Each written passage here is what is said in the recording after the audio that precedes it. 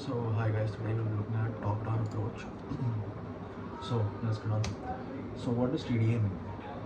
So TDA refers to the use of high time frames and low time frames together to make a trade, right? So the main reason why people use this is to have more confidence to take a trade. The more confidence you have, the better. That means it increases the probability of the trade working for you. So there are no real downsides for this, and just costs you nothing to learn this for free, right? And one more reason why traders use this is to supercharge their RR.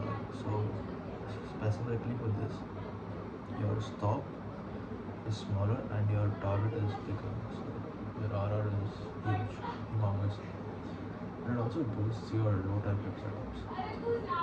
You guys must be taking low time flip setups, but these will make the probability of them working higher, like not significantly higher, like not double, but let's say they work like 30% of the time, but I think it can increase this to like 45 or 50%, maybe that much. And it may also improve your trade at the end of the day. That's what we want to do, right? So basic stuff, let's get the basic stuff out of the way. So high time frame is slow and steady. You and me both don't have patience for this, you know that. Huge moves takes time to play out. The main thing we gotta pay attention here is high time frame used to place a bias, right? For low time frames, these moves are fast and quick, small moves, more number of setups, and they're generally used to execute trades, especially for this, right? So how do we use this? How do we use TDA? So use high time frames to set a bias. Then go on the low time frame, enter trade using precise entry, and take profit at the next high time frame level. This helps to create an amazing trade. Now, for example, we have the Monday range here, the daily open strategy. You have high time frame support structure and high time frame resistance structure. So I have some examples coming. So this is an example of high time frame support structure. So this dark black line you can see is the high time frame support structure, right? And now, after marking this out on the daily level, I'm on the hourly level, 1 hour chart. So after marking this out, I open the 1 hour chart and I see that price has touched this area of support. So now, generally, we'll be looking to long it, but we don't know if the level is going to hold or how deep the price is going to go, right? So what we do is we wait for confirmation. So we know this is a high time frame support area. This is a high time frame support area.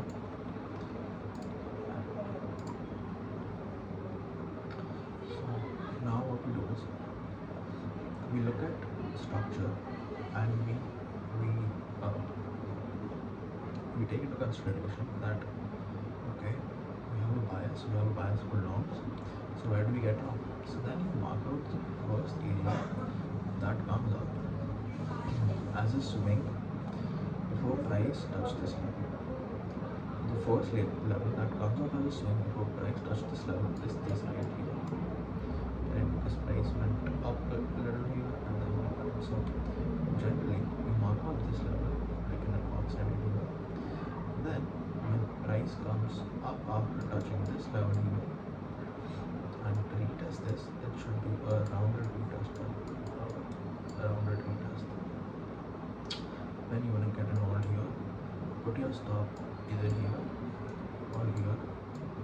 So I'm going to say it as this, and then you want to take target at the next high time frame. It's like pretty much short up to like here you don't have like that's what you want to do. So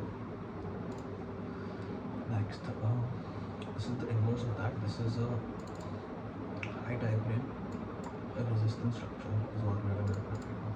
So we know that this black area is a high time frame resistance structure. Look at R. So what happened here is, it's a resistance structure. Same thing, we do not know how high price is gonna go. We do not know if the resistance level is gonna hold. So what we do is we wait for confirmation on the low time frame. So how we do this is same thing, just in reverse. Price took out this resistance level, and then we have a bias. So we have a bias of shorting it. So now what we want to look for is short. Right? So what we want to do is mark out the swing points before market hit this area. So important swing points before market hit that area are this or this. So now you will mark that out, and when price comes here and rounded returns this like it did here, not this, it's not a rounded returns like it did here, that's a new short. And you aim for the next high time frame level. And aim for the next high time frame support, because we're shorting here. Right? You could have also shorted when the price got below this, like so, like here. You want to mark out the swing levels before price took out the resistance level, or took out this or went and came back. You want to mark out the swing levels. This is what's important. So the swing level, because it had this is an important swing level because this had a decent reaction like this. Why I didn't choose this is because it had a reaction, but then it did this. That's not a swing level for me. This is this two and this two. So these are two swing levels here. And a short will calculate that. That's how I would play this. Next example. This is the daily open example. This is the daily open strategy. I have a video on this. You guys should definitely check it out. It explains this in further detail with more examples. So same premise here. So this is high time frame resistance right here. Check what's recording. So this is high time frame resistance right here. So now what we're looking for is shorting, because we are at high time frame resistance, right? But we don't know where to short, or we don't know how high price will go here, right? So we don't know that. So now you look at the daily swing point, and then this is the daily open, right? So now what we will do is when price goes below this area, we will look for shorts, because we know that these highs have been taken out and we can short now. So when price closes below the daily open here, so daily open here, we can get short. So right here we shorted this, we made money, but you would have to put your stop loss above this high. But also use the touchdown to stop here, for which we will be excused, but this is up here, at least we take it.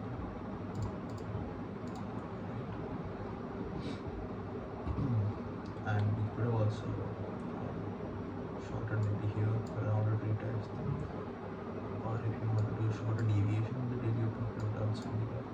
But yeah, same thing. And also one more important thing to note is that this did not have any swing points to say. Maybe this you could say up there, but this did not work. So not having any swing points, you could mark out a box and short. It did, but yeah, not major ones like here.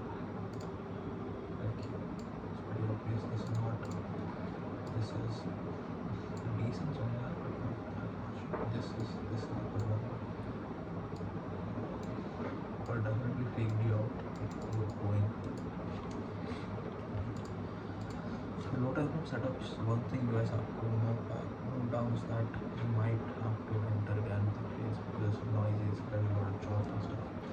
I prefer using the 1 hour time frame. You can go even lower, but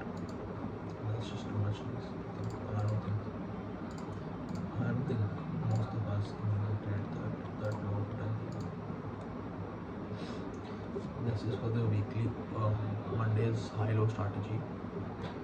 So even I have a video on this as well on my channel. You guys should definitely check it out on more example and stuff. So here, as we can tell that we are at a high time frame resistance area.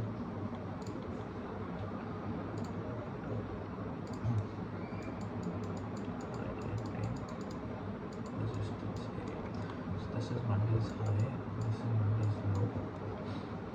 What price does is it takes out Monday's high at resistance, and that's our key to go short. This is also an SFP ratio. So you short this, we take profits at the next higher time frame supply. But you can tell because we have a SFP or a deviation of it. That's how I trade this. These trades are working in like this. The way they are is because of performance of a high time frame area. That's the most important thing. These trades might not make, I think most of the time these trades may not work from a high time frame performance. So yeah, that's it guys. Thanks for watching.